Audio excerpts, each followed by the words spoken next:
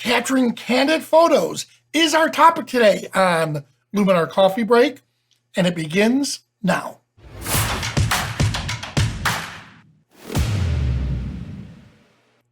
Hello, everyone. Welcome. Now, our topic today is on how to capture candid photos. So what I'm going to do is show you an actual shoot that I've gone on or that I did, and you can start to see my thought process. Now, in this particular collection, I did a photo shoot of my black belts, of their children. So these black belts of mine have been with me when they were 10, 11, and 12 years old. Some as young as when they were 8. And now here they are, grown adults, married, have children. So I wanted to do a photo shoot for them as my Christmas present to them, and plus get the kids together. And it was really cool doing it. So I have one group I want to show you here. This is the Gatsa family. And we have Logan and we have Jason. So we have these two right here. So these shots here, look at the candid. When I say by candid, Logan over here, the older brother, he loves the camera. So we did a whole bunch of photo shoots with him, kind of more like not candid shots. They were okay. But these shots I liked better right here. Like, look at this right here. I love that. Big brother looking at little brother, talking to him and, getting him to do things for me. So there's two schools of thought when you're dealing with portraits like this. Make it happen or let it happen. Are you the type of photographer that just sits back and just lets the event unfold in front of them? A lot of street photographers do this. They just let the event unfold in front of them, and they just secretly take those pictures, not in a creepy way, but secretly take the pictures, and they get these beautiful events that are unfolding that some of it you just can't recreate if you try to tell the person to do it. With my personality, I'm more of the make it happen type photographer, to where when I do stuff like this, to make it happen, I had Big Brother help me out with this particular shoot, and I would say to him, hey, look, let's do some candid, let's do some regular shots of you. We did it. He loved it. It was awesome. Now help me with a little brother, because he was very shy and really didn't want to participate. So I used Big Brother to help me. And in this particular scene, between this shot here, let me get out of the way, this shot where it's good, but he's looking at me, brother's looking away, and to this shot right here. Huge difference in telling a story. This is the image that they put in their living room. This is the image that they absolutely fell in love with, because it shows their personality. He was whispering to his brother, which I told him to, and now his brother's thinking about what he said, and while he's doing that, boom. So in this particular case, it was a make it happen moment. All right? So, as you can see, well, let me go back up here. In fact, I'm going to take you all the way to the top. Sorry for making you go too fast. All right, so here we are. They show up. Notice brother's not really too cooperative here, which is fine. And Carl, are you able to see this, or do I need to make them larger? They're fine. Okay. So, so I did the traditional shots that the family wanted, here, 10 years from now, 20 years from now, they look back at this, it's a family portrait, okay? I like it, and I'm not saying I'm bored with it, but this is one of those posing moments, all right? And I'm just going through the variations. And look, they're not all going to be they're all not going to be greatest shots. So I have no problem showing you my great shots, my bad shots, and all the shots in between. All right, so here we are. Don't like the tilt of the head. The one we ended up going with, this isn't the edit. This was before Luminar. This was 2011. That was overkill. This would be the one, that I would touch it up inside Luminar, from there. Then Big Brother, as my promise was, let's do shots of you. Not really falling in love with these shots here. They're just too posed. But that's him. Now, at a young age, he wanted to become a model. He does a lot of acting, sword fighting. He's the fencing prince, by the way, that you've seen some of my shots. These I'm not really too in love with. Got him to do a little more character. Now the little brother. From here, just building a rapport with him, letting him do his thing. He saw his brother run around a tree, so he followed him. Notice he's looking at the brother in this scene here. You know, terrible shot. So what did we learn from it? Mom, dad, brother, get behind the photographer. If they're behind the photographer, then the child's going to be looking at me, not at them. Now, keep in mind, we were near water. We were near a river. Well, it wasn't that deep, you know, going in, but still. So I made sure that mom and dad played mom and dad, so there was safety involved. But in a case like this, if the child's distracted or an animal is distracted, put the mom and dad or the owner behind the photographer. It'll bring the subject's eyes back towards the camera. Or like in the other case that you saw, when I want him looking away, then you'd put somebody in that direction. All right. Here he's shocked. Not a great shot.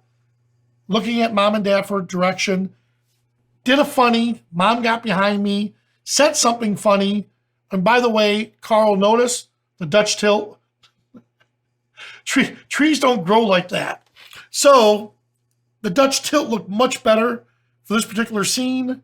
It adds to it. All right, there he is playing peekaboo. Where's mommy? Point to mommy. All right, then we have brother blowing out the background. Carl, do you know why I blew out the background? Do you have any idea? I don't know. You were so careful not to do that. Nope, I messed up. So that was definitely a messed up shot. Because remember, look where he came from. I came from this to this. There's not always a reason.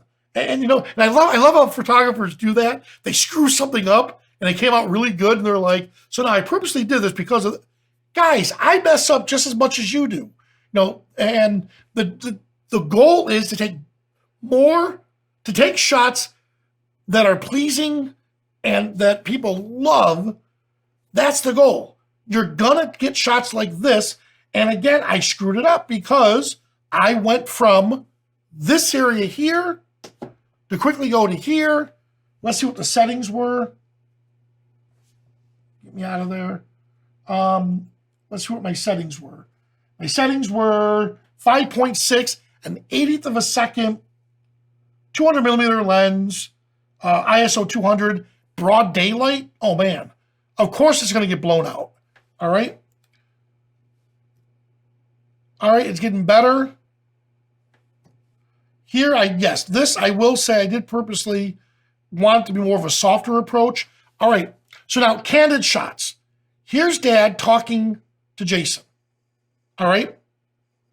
Now, in doing this, dad's not the focus. This is an okay shot. That wasn't the shot I wanted. If dad wasn't in the picture, that would be, I like that shot. The parents would love it. So I'm telling the father, Jeremy, to say things to the son, get him relaxed, and then quick, get out of the way. Now there he is, blurry. Dad's still there. So out of this set here, I would take time, and this is a repair shot. In fact, if you notice, again, shooting handheld with a 200 millimeter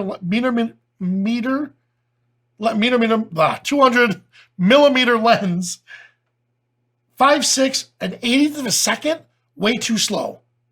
That should be at least at 1/50th or higher, 1/25th or higher. Even though if you noticed, I used flash into the scene. You can see it right here, the specular highlight. That flash isn't strong enough to overpower the sun. So I should have ditched the flash because it was okay with the fill, but nothing major.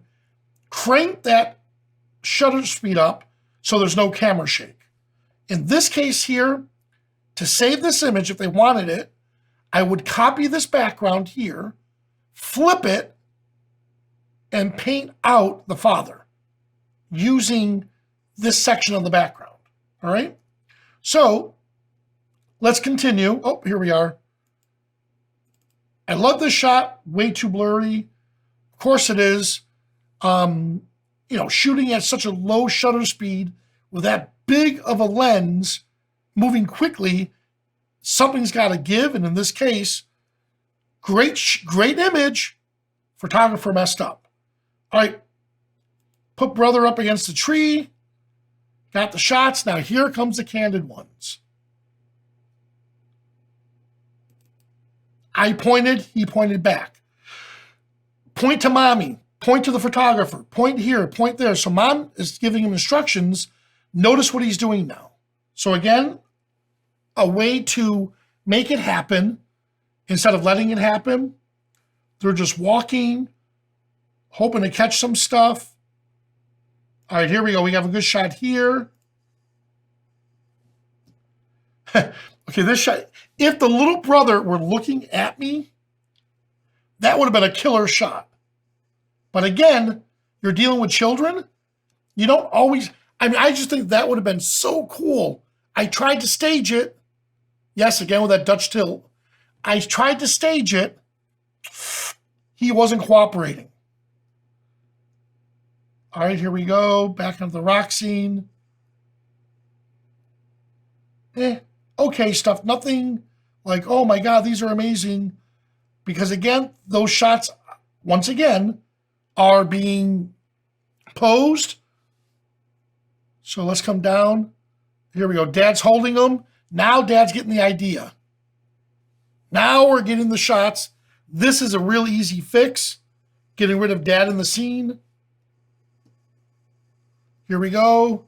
Now we're getting the shots where we need them to be, right there. That would be a really good shot. Again, point, point, point. We got them used to saying or doing something. So notice at this point here, it was shot 1,500 hours, 34 minutes. So 1534. The moment they appear, well, we'll start with this one. They appeared 1513. All right. So keep in mind, we were also photographing 3 other families. So the kids had time to relax, play. Normally, this whole shoot would last between 15 minutes to 30 minutes, depending on how the children are. But because there were other kids there, they had fun playing and on a playground. So I got more time out of them than I normally would. Now I'm just breezing through. So excuse the scrolling. Let's get to, all right, here we go. Change of clothes. Now the candid shots appear. Here we go. So notice I used more of the candid shots on the little brother because the big brother had no problem following directions. All right. And keep it going. All right, right here. I love this shot here too. Again, him looking off, brother's looking straight ahead. And as long as you understand, you're not going to have every shot is going to be a home run. You'll be fine. I love his inquisitiveness here. Mom insisted on putting them in the same outfits. All right. And now here, I introduced a new element, props. And I'll show you that in just a few minutes. So here's a brother. We're going to use these for just candid ones, him walking along the lake area. Pop a little heart value in it. Little brother's excited because he got to rest and have a quick snack. And all right, so that's there. Now, let's hope I did the Potter family. So here's my godchild, one of them.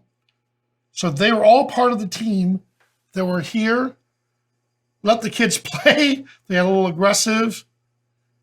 Once they start to feel comfortable, and again, this was in between the shoots that I did with the Gatsa family. Had the aunt hold the baby. But let's see, let them play. Here we go. There's the candid shots I'm looking for. While they're playing, they don't even know that I'm there. Let them do their thing. Let them interact with each other. I just position myself properly. I love this shot of him. Here comes one of my favorite ones. Let them run. And in a moment, here it comes. Again, letting them play, in between the playground and stuff. But I'm trying to find where I introduced. Here we go. And I love this where he's looking at the camera, but he's not like posed. Here we are. There's another one of my favorite shots of his. There we go. Liam, keep coming. And here's the pose shots. He's not impressed. So at this point, I feel like I'm losing them. Here's my favorite shot of them. Now you introduce the props. And my son, who was 18 years old at the time, still in high school, 17, he was still in high school, he found these at a department store. He and his friends loved them, and they started using them just around town, walking around. We go out to eat. All of them are in one of these hats, and it was hilarious. So I went and bought all of the different styles, and they worked incredible on children.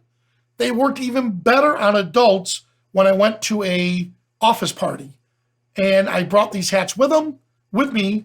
I can't believe how much they loved them. So there's my son in the background assisting. He got this hat. I figured he was a monkey. He's a monkey. Gave him the monkey hat. He liked the penguin instead. Let him do what he wants. Boom, look at these. All of these are nice, great keepers because the child was involved. He was in charge or involved with the hat process. So there he is. Once again, we gave him a tiger or a lion. Bad for the photographer for the blurriness. Here he's like, all right, I'm done. I'm over this.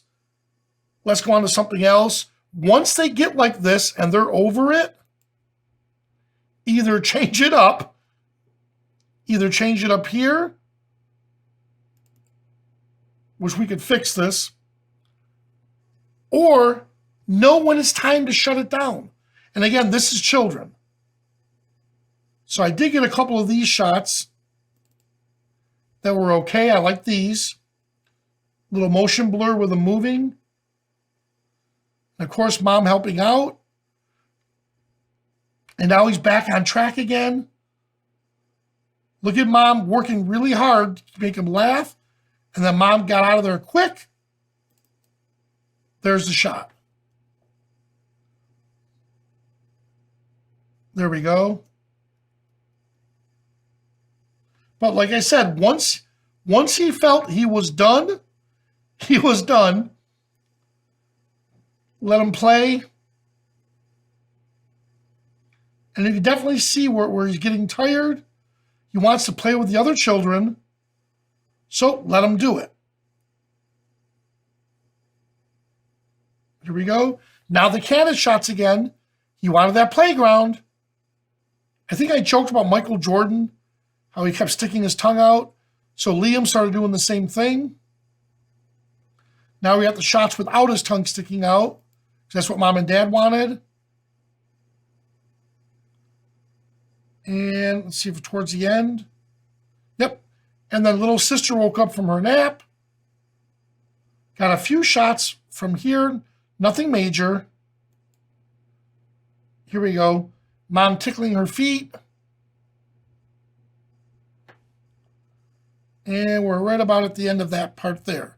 So, yep. And then we finished off with the sister. So the point I'm getting at is to make shots, let me get back up to them, like these appear. My favorite ones, where he's working with the hats. You need a team. You need a team to work with. So let's say you're at a family get-together and you want photos of your grandchildren, nieces, nephews, or even your own children that are young. Have somebody else help out with you. You sit back and watch the interaction. Some of the stuff you could plan, some of the stuff you can't plan. For the ones that you can't plan, try to get the candid shots as best as possible. All right. And again, let me get to my favorite one. We'll end on that one. All right, everyone. I hope this was informative. And again, what I wanted to do was take it away from the editing part, because by now you're doing an incredible job with the editing. All of you gave me great tips on how you would fix that one specular highlight in the eye. A lot of times it's the photography tips. What can we do to get a better photo? So when I edit, I don't have to edit as much or do a repair. All right. So I hope this was enjoyable for you guys and educational. Please leave us comments and let us know when we have the rebroadcast. All right. Well, thanks for joining us. Please stick around for a real brief Ask Me Anything segment. Well, guys, thanks so much for joining us, and I'll see you at the next coffee break.